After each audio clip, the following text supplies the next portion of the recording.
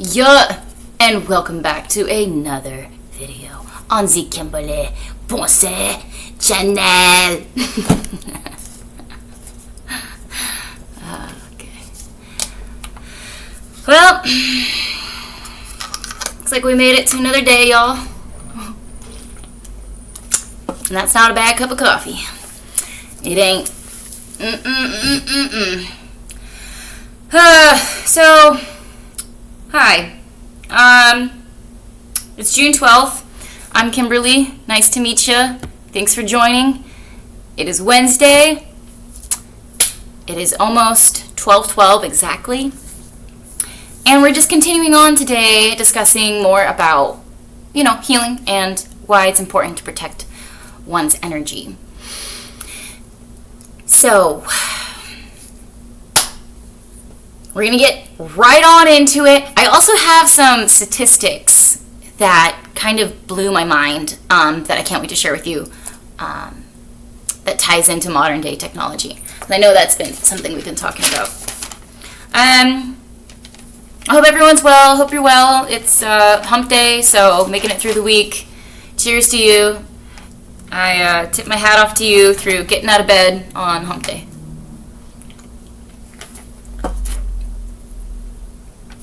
And wherever this message is finding you, may it uplift you and encourage you, make you feel understood and heard, and may it bring you closer to the right alignment in the path that you wish to be on, and that the plan that God has laid out for you.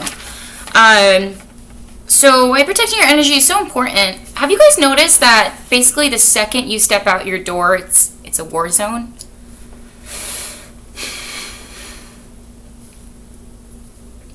Yep, me too. Man,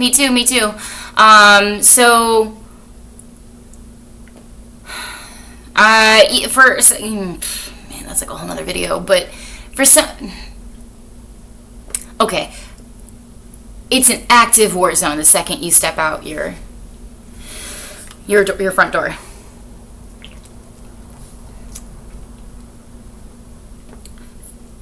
For some people, it's also a war zone inside their own home, which is like a whole nother level, but it's worse once you step outside because you have less control of your external factors in the environment. I don't know where that coffee is like extra good today. You guys, when we go out, when we're in the world, we're actually just only operating in a space of trust, and that's a lot. I was just thinking about how the other night I was riding home on the subway like 4 a.m., 3 a.m., and I was on the D, and I don't usually ride the D back, but it was what was available, and it's like a 30-minute back walk. It's actually more peaceful getting off there in Bainbridge and then walking downhill. It's kind of like, I think it is safer than getting off on the 2 and using White Plains, because that's more of a crossroad. But I just like felt how vulnerable I was being like, I think the only female, and I just was like very bizarrely aware of like, being very like female on that subway. For some reason there was like, it was just like 3 a.m., 4 a.m. and there really is like a certain terror in the subway tunnels when there's not many people around and you're a lady and it's late. There really is a real terror about that. So it was fine. I got home fine. God did protect me, but because there was a little bit of shenanigans like on the way back, but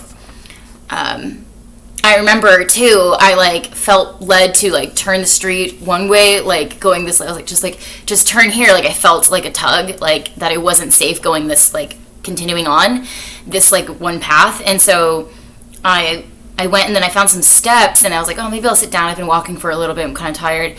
And pulled out my phone, and it said exactly 2:22 a.m. So I guess it wasn't 3 a.m., 4 a.m. But it was later in the evening. So early morning hours. And I just think that's like God's way, like, of always keeping an eye on me, and that's so beautiful. So we are always protected, y'all. But these are just some tips and suggestions, and begging the question of how we can further improve our protection of our energy, because it's so vital, especially in these last days. And so we just don't know who we could be sharing the space with.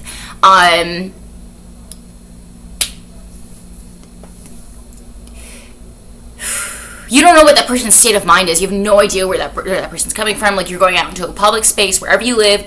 Like, people are coming from all sorts of events, scenarios. It could have been a big blowout. It could have been a big fight. It could have been anything. Like, people are living their lives, and we're just having to cross each other's paths for like a mere second. But sometimes in those moments, things tragic happen, and like, we just can't predict what other people are gonna do. And so protecting our energy is so important. And it's about preserving your energy in order to ground yourself later on. Because, like, I actually really enjoy this female comedian.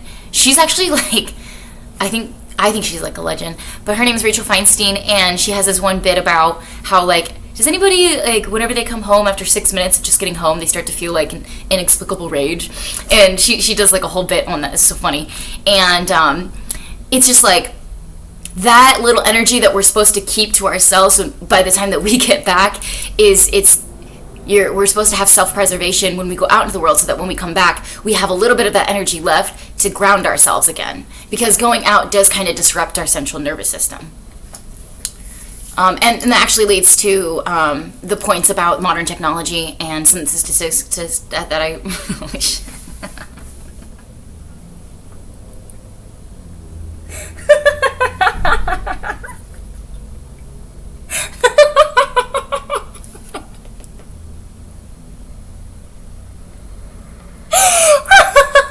Holy shit, I needed that laugh so bad. Okay. Some statistics I wrote down about cell phones, you guys. So we'll just jump right on into that. Oh, say love you. Okay, 70% of teens have reported that they feel happier this was done by Pew Research Center, that they're happier without their cell phones, their mobile devices. And 74% say they feel more peace without their cell phone. Like, anywhere near the vicinity. Like, there was a study done that was about having people not have, like, a cell phone, like, live without a cell phone, like a smartphone, and so that's kind of a high percentage, don't you think? Especially from teens. Like, 76% of teens reported they were happier without the phone. 74% of the teens reported that they felt more peace without the phone. And I don't know if you guys heard of the tech company named Asurion, but they found that Americans check their phones either it comes down to like once every 10 minutes, or what was it, 96 times a day. So it was like, it equates like to the same, but like Americans found that, according to a tech company, Asurion, that Americans check their phone up to 96 times in one day. And like that's literally, that sounds accurate, but like now that like we're like seeing the numbers, wow, and so this has to do too, I'll tie it back into with how being mindful of technology and how it can kind of monopolize our own critical thinking skills can hinder our natural energetic state. And so it was also interesting too that Asurion, the tech company, found that the mere presence of these devices, well, what this data was suggesting is that the mere presence of these devices, cell phone, smartphone, iPhone, iPad, or Android, what have you, that the mere presence of them was reducing the mental and cognitive capacity of an individual, just having a phone there, because it's like the temptation to like want to check it or be on it and like fiddle, and that is energy like leaving us and draining us. There was this other article written by a man who said that it reduced his decision fatigue to live without a smartphone. And he ran a couple of businesses, and he did it for like 90 days. But then he found, like later on, when he had found a healthier relationship with his cell phone, that he would just keep it to business hours for the WhatsApp and Slack and like business messaging platforms. So he would get back to like business WhatsApp and those type of platforms during business hours. But the like resistance of the instant gratification of like texting somebody or messaging somebody on Instagram if you're in the middle of feeling lonely, if you're at a bar and it's like kind of awkward and you're just sitting there up there by yourself at the bar and not really hitting it off with anybody, you don't have your phone to turn to for comfort. He explains all the nuances of what it was like to go through that and how now he's developed a healthier relationship with his phone. So that's very interesting. And others reported like feeling a screen time burden with just having a cell phone. Like there's like a burden of like the screen time. And so when we see that too, like it makes sense because it says here that according to the Pew Research Center, Americans spend an average of 4 hours and 31 minutes each day on their phone. And it's like, wow. 4 hours and 31 minutes. Americans spend an average 4 hours and 31 minutes on their phone each day.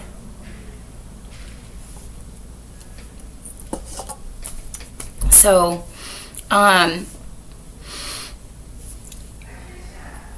these are things to keep in mind of how quickly technology can become normalized to kind of, what's the word? Eradicate like our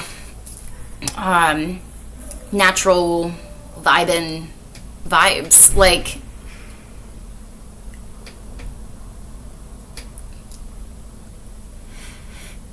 it has changed. Like there's some negative and there's some positive consequences to social media and technology, and having like a smartphone isn't inherently like a wicked evil thing. It's like how we choose to have the relationship with the cell phone. But I'm saying I feel a lot more tapped into my writing skills and my intuition when I do have less screen time in my day, and I'm engaging, my time with like instruments and like learning a chord. Like my pinky doesn't reach all the way. Like that feels way better than like trying to fill out an application. That feels way better than like having a computer problem, like, and trying to like touch screen like a box and like type in a name and it won't take it, and like having technological difficulties like that disrupts our central nervous system like that, like because we're not like engineered, like we're getting there like more and more conditioned to like rely on technology and less feel the need to be with feel less of the need to socialize with others, and that's what I'm saying we need to watch out for, is like it's becoming more and more normalized where technology is like, yeah, just rely on technology. Like you don't need to cook, you don't need to actually exert any effort, just DoorDash it, and Uber Eats will show up. You don't actually need to go out to the grocery store, you don't actually need to exert the energy, just rely on the quick convenience. The now generation, it can be at your door in 20 minutes. Amazon can bring it with a helicopter, and Jeff Bezos is dropping off a congratulations card with it as well. Like it's it's like so illustrated and painted that we can get anything in our hands within like 20 minutes, and like money can fix everything, and we're being conditioned to slowly look outside of ourselves for the answers.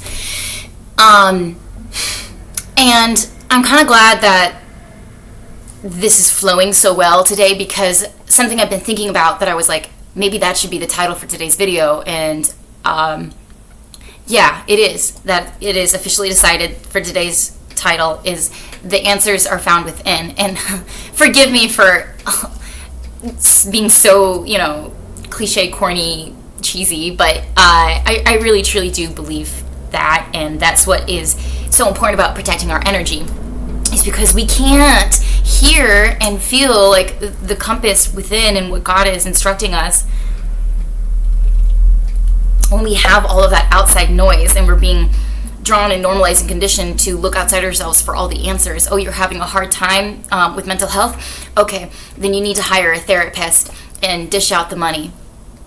Because society benefits from obtaining more information and, of course, your money, your hard-earned money. And so we're conditioned and normalized to hire or, what's the word, you guys? Outsource? We're conditioned to, like, basically buy now is the solution in today's society. With whatever it is you're going through, capitalism feeds and constantly advertises in such a way that a lot of the times we don't go to creativity first, or we don't look in through our closet or our junk drawers to see if we have what we think we need first, because we know that we need some thumbtacks and a charger, and we just like, oh, let me go to the store and like get it really quick, and like we're validated by like the purchase and like saying hello to somebody and getting the receipt, and it's like, I got something, I'm going back in my car, or I'm getting back on the train with my bag, and people see that you've been shopping and they all of a sudden like see you as more of like a validated person. Like, we're literally, bruh, like, are you getting what I'm saying? Like, we're literally living in this matrix where capitalism, yeah, it perpetually feeds into society in a deeply embedded way that constantly swiping your hard-earned money or dishing out your cash is the solution. And what that does is it violates our own integrity of our own ability to discover, explore, and abundantly like create like our own answers. And so that's what's really beautiful about meditation and spending time alone and unplugging, is because all of the answers are actually already in us, within us. And we just need to shut out all the noise for a little bit so we can hear what our ancestors are trying to warn us or tell us or guide us with.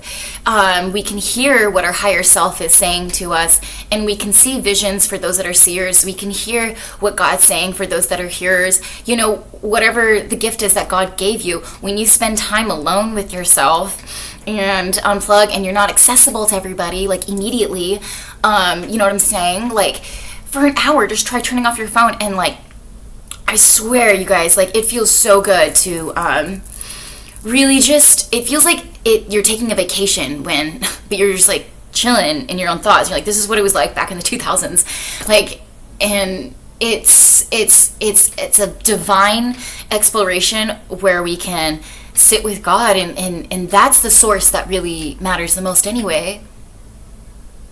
You know, like, that's who we need to hear from. And so when we have the courage to face the uncomfortable thoughts and feelings that we have when we're on our own and in our solitude, that is when we are able to tap into more gifts, into more visions, into more instructions, and it propels you forward into your next day with success, because you're moving forward with clarity and intention. Yeah, you guys.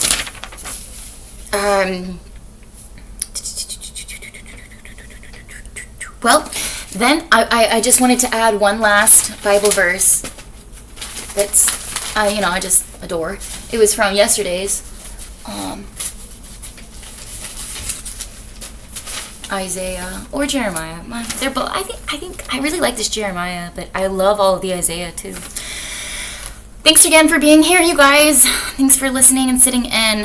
We'll end with the comforting verse from Jeremiah 17:14. Heal me, O Lord, and I shall be healed. Save me, and I shall be saved. For thou art my praise. Jeremiah 30:17. For I will restore health unto thee, and I will heal thee of thy wounds, saith the Lord. Oh, that's so beautiful. I love that. Thank you, Jesus. Love you guys. Thanks so much for hanging and chilling. It's always a really rad time. Thanks for rocking with me. Stay tuned for more awesome content. You know, it's coming down the pipeline this week. I can't believe it's already Wednesday. So, woohoo! It's going to be a great week. I can feel it. Love you. Stay tuned. You know what comes next. Stay safe. Stay blessed. Stay chosen.